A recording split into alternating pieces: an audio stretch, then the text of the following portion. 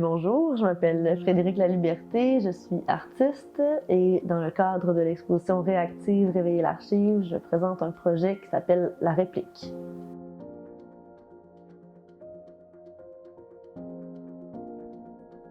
Donc, pour la collaboration avec le service du greffe et des archives de Québec, la première chose que j'ai faite, c'est que j'ai commencé à chercher des traces de l'univers marin de la ville de Québec, à la fois sur leur site web puis dans leurs documents papier.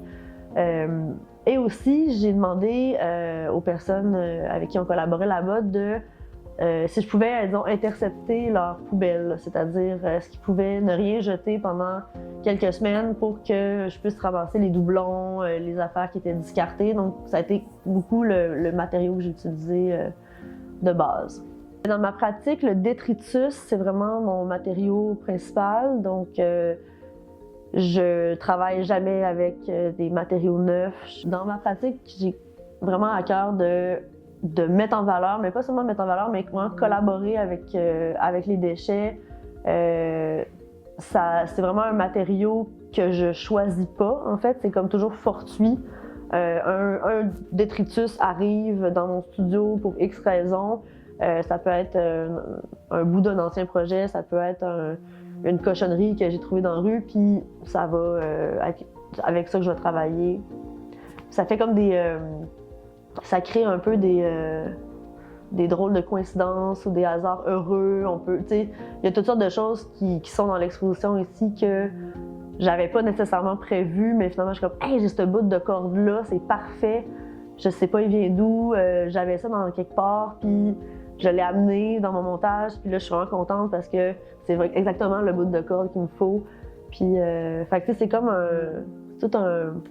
une gestion de savoir, dans le fond, mon patrimoine de détritus, puis de me souvenir de ce que j'ai, puis de créer des liens entre les choses. Mais les choses arrivent un peu toutes seules de cette manière-là. Mon projet s'est décliné en deux volets, si on peut dire. Un volet plus matériel, où est-ce que j'ai vraiment travaillé les objets que j'avais trouvés, puis les traces comme des objets quasiment archéologiques, mais qui ont toujours une petite dimension un peu fausse ou d'être la copie de quelque chose. Donc ça, c'était vraiment comme un écho à ce que j'avais trouvé dans mes recherches sur l'univers marin de la ville de Québec, où est-ce que j'ai trouvé beaucoup d'objets qui répliquaient des bateaux. Donc dans l'expo, il y a vraiment la portion matérielle de ça.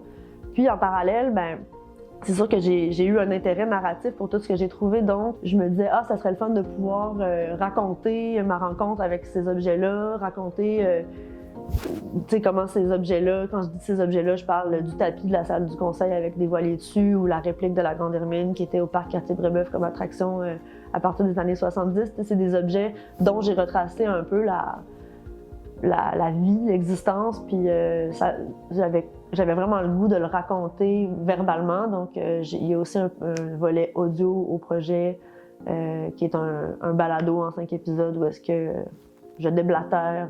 Donc si vous voulez en savoir plus sur l'univers marin dans la ville de Québec, c'est tout à fait possible.